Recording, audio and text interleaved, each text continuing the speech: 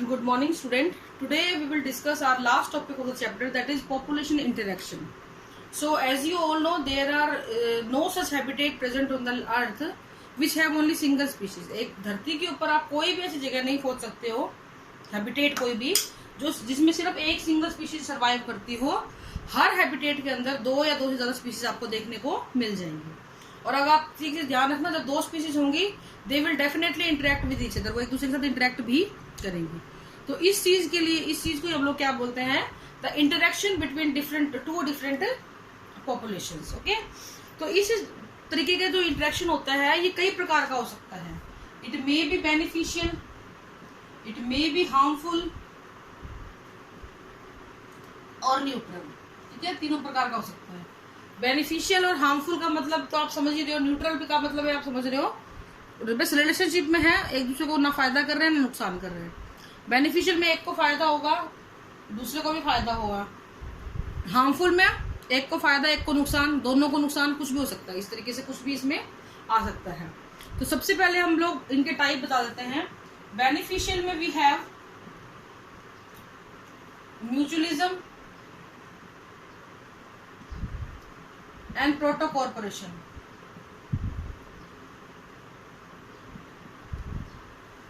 Mutualism and protocooperation, ठीक है। Harmful में we have predation, parasitism, competition, amensalism और एक कम्युनलिज्म अलग से आता है। ये न्यूट्रल में कम्युनलिज्म, बेनिफिशियल कह सकते हैं इसको हम लोग। तो म्यूचुअलिज्म का मतलब क्या होता है बेटा, जिसमें दोनों एक दूसरे को फायदा पहुंचाते हैं, कोई भी ऑर्गेनिज्म या कोई भी स्पीसीज दूसरे को नुकसान ना पहुंचे। जैसे कि लाइकेन्स के अंदर एल्गी और फंगस का रिलेशनशिप है, आपने बहुत अच्छे से पढ़ी हुई है चीजें, नया कुछ नहीं है। या माइकोराइजा की अगर हम लोग बात कर लेते हैं, या सिम्बायोटिक एसोसिएशन जिसको आप बोल देते हो, राइजोबियम जो है बैक्टीरिया और प्लांट का जो एसोसिएशन होता है लेग्यूम प्लांट का, तो एक ऐसा रिश्ता जिसके अंदर दोनों ही ऑर्गेनिज्म, दोनों ही स्पीशीज को फायदा हो रहा है, नुकसान किसी को भी नहीं हो रहा है, उसको हम बोलते हैं बेटा म्यूचुअलिज्म रिलेशनशिप। ठीक है, जैसे कि अगर हम इंसेक्ट की और फ्लावर की बात करें, तो इंसेक्ट जो आता है फ्लावर के पास आता है रस लेने के लिए, नेक्टर के लिए, उसको फायदा हो गया। बदले में इंसेक्ट क्या करता है, पोलिनेशन में हेल्प कर देता है, तो प्लांट को फायदा हो गया। तो एक ऐसा रिलेशनशिप जिसमें जब भी दो स्पीशीज इंटरेक्ट करेंगी they will benefit with each other, दोनों को एक दूसरे का फायदा होगा, उसको हम म्यूचुअलिज्म बोल देते हैं। प्रोटो कॉर्पोरेशन में क्या होता है, ये फीडिंग हैबिट के लिए एक दूसरे पे डिपेंड नहीं करते हैं। इनमें से एक ऑर्गेनिज्म फीड करता है और दूसरा बेनिफिटेड होता है, सिर्फ दूसरे को फायदा होता है। वो कैसा रिलेशनशिप है वो मैं आपको बताती हूँ। देखिए जरा, जैसे कि क्रोकोडाइल है, क्रोकोडाइल जो होता है वो ड्यूरिंग सन बाथ मुंह खोल के लेटा रहता है। अब उस मुंह खोलने के दौरान होता क्या है बेटा, उसके मुंह के अंदर, दांतों के अंदर बहुत सारे ऑर्गेनिज्म, लीच वगैरह या कोई मांस के टुकड़े वगैरह फंसे रहते हैं जो उसे इरिटेट करते हैं। At that time the crocodile bird enter in the mouth of the crocodile and eats up all the flesh और the leeches from the teeth. उसके दांतों में फंसी हुई चीजों को वो खा जाता है। अब इससे होगा क्या, क्रोकोडाइल को तो आराम मिल गया, मुंह को, उसको फायदा हो गया, और जो बर्ड था क्रोकोडाइल बर्ड, उसको क्या होगा, उसका पेट भर गया। ऐसे ही राइनो के ऊपर जो है येलो पार्च बर्ड जो होता है, वो ऐसी येलो पैकर बर्ड होता है, उसको फायदा होता है। वो राइनो के शरीर के ऊपर सभी टिक्स को खा जाएगा, बर्ड का पेट भर गया, राइनो को शरीर को आराम मिल गया। तो एक ऐसा रिलेशनशिप जिसमें एक ऑर्गेनिज्म का पेट भरे और दूसरे को रिलीफ मिले, उसको हम बोलते हैं प्रोटो कॉर्पोरेशन। ठीक है बच्चों, फिर आता है बेटा प्रेडेशन, शिकार करना। ये बहुत आसान है, आप बचपन से पढ़ते आ रहे हो। एक प्रेडेटर होगा जो शिकार करेगा, तो शिकारी बोलते हैं। एक प्रे होगा जिसका शिकार किया जाएगा। जैसे कि लॉयन और डियर का रिलेशनशिप कैसा है, इसमें ऑर्गेनिज्म को पकड़ा जाएगा, मारा जाएगा, उसको खा लिया जाएगा, that is known as predation. Lion और डियर का रिलेशनशिप, ठीक है। प्लांट और हार्बीवोर्स का रिलेशनशिप, हार्बीवोर्स और प्लांट का रिलेशनशिप, डॉग और कैट का, आउल और रैट का, बहुत सारे एग्जांपल है, बस जिसमें एक ऑर्गेनिज्म दूसरे को खा जाए, दैट इज प्रेडेशन। ओके, अब ये तो सारी चीजें हैं जिसमें इन लोगों के पास, डियर के पास, कैट के पास, रैट के पास भागने का ऑप्शन होता है। अगर इनको किसी भी तरह पता लग जाए ना कि भाई हमारा शिकार होने वाला है, तो ये भाग जाते हैं। लेकिन प्लांट की जब हम बात करते हैं तो प्लांट क्या करे, वो कैसे भागेगा, वो तो नहीं भाग पाता।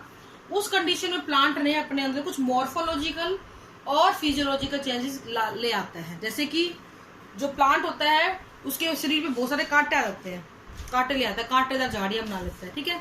इससे कोई भी गोट शीप उसको नहीं खाएगी।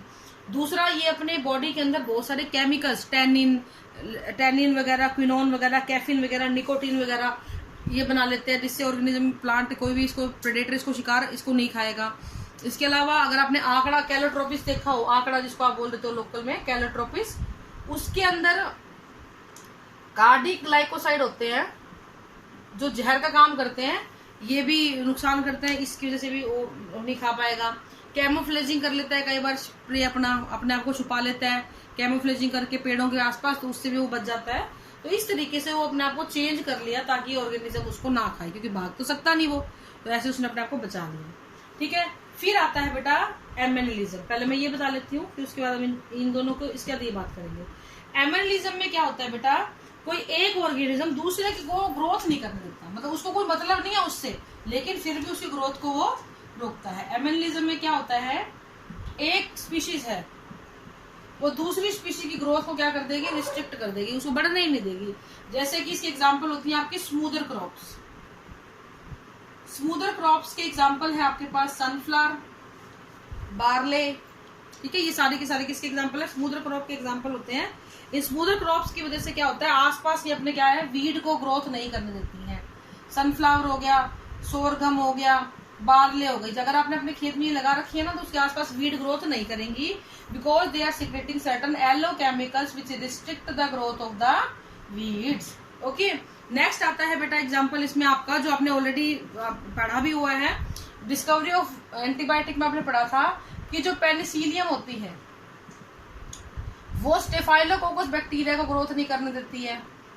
ट्राइकोडर्मा होती है वो एस्परजिलस को ग्रोथ नहीं करने देती है। तो ऐसे बहुत से एग्जांपल हैं जिसमें एक ऑर्गेनिज्म दूसरे ऑर्गेनिज्म की ग्रोथ को रिस्ट्रिक्ट कर देता है। फिर आता है बेटा आपका नेक्स्ट कमेंसलिज्म। इसमें क्या होगा, एक को फायदा, दूसरे को कोई मतलब ही नहीं है, दूसरे को मतलब ही नहीं है। देखो, एक हमने प्रोटो कॉर्पोरेशन पढ़ा था, उसमें एक का पेट भर रहा था, एक को रिलीफ हो रहा था। यहाँ पे एक का पेट भरेगा और दूसरे को कोई मतलब ही नहीं है। जैसे कि शार्क मछली, जैसे कि लोयन। अब शार्क जब अपना शिकार करती है ना, तो बहुत सारा फ्लैश के टुकड़े उकड़े वो पानी में छोड़ के चलती है, वो सारा इकट्ठा अपनी कर जाती है, उसको चबाती है, और जब वो उसको चबा रही होती है तो बहुत सारे फ्लैश के टुकड़े यहाँ वहां गिर जाते हैं। तो इसके पीछे पीछे ना बेटा पायलट फिश और सकर फिश ये चल रही होती हैं, और ये क्या करती हैं, फ्लैश के ऊपर अपना फायदा ले लेती हैं, इनको खा जाती हैं। तो इन दोनों को तो हो गया फायदा, इनका पेट भर गया, लेकिन शार्क को कोई फर्क नहीं पड़ा। भैया ठीक है, हमारी वजह से किसी का पेट भरे, बहुत अच्छी बात है। सेम चीज लोयन के साथ है। लोयन जब अपना शिकार करता है तो सब कुछ नहीं खाता, वो बहुत सारा फ्लैश छोड़ जाता है।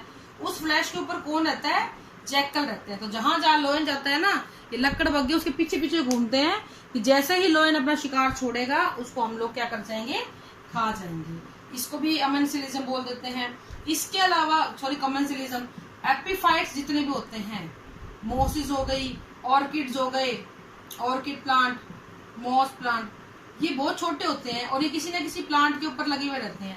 पौधे को इससे कोई खास फर्क पड़ता नहीं है और इनको रहने को जगह मिल जाती है, कभी कभी थोड़ा बहुत न्यूट्रिशन भी उससे ले लेते हैं, लेकिन बहुत ज्यादा इफेक्ट नहीं करते हैं, इसलिए पौधे को कोई खास फर्क पड़ता नहीं है। तो मैंगो ट्री पे उगने वाला एपिफाइटिक प्लांट जो होता है वो इसका एग्जाम्पल होता है किसका, कमेंसिलिज्म का, ठीक है। इसके अलावा sea anemone and hermit crab, sea anemone और हर्मिट क्रैब का रिलेशनशिप भी ऐसा ही है, कमेंसिलिज्म का है। तो these are certain example of commensalism. Okay, next आता है आपका लास्ट कंपटीशन। कंपटीशन का मतलब किसी सेम सोर्स के लिए दो अलग अलग स्पीशीज के ऑर्गेनिज्म या सेम स्पीशीज के दो ऑर्गेनिज्म लड़ाई करें, उसको हम कंपटीशन बोलते हैं। इस कंपटीशन में जो मजबूत होगा वो जीत जाएगा, जो वीक होगा वो हार जाएगा।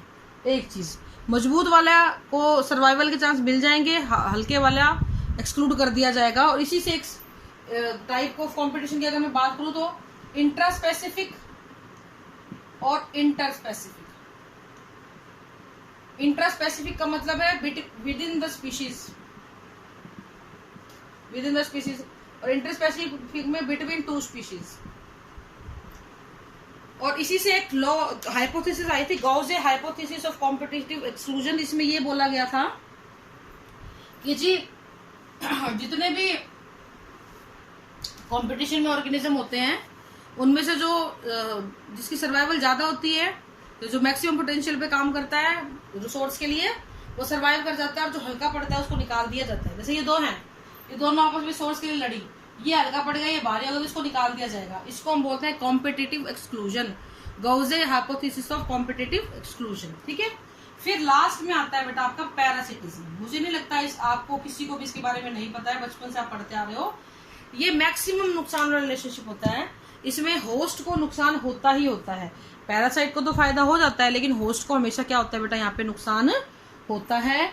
इसमें होस्ट के ऊपर टोटली डिपेंड करता है। और इसका एग्जाम्पल आपने देखे होंगे, रेफ्लेशिया है, कुकरबिटा है, ये सारे किसके एग्जाम्पल हैं, पैरासिटिज्म के एग्जाम्पल होते हैं। तो इस तरीके से बेटा डिफरेंट पॉपुलेशन के इंटरेक्शन हमारे आसपास देखने को हमें मिल जाते हैं।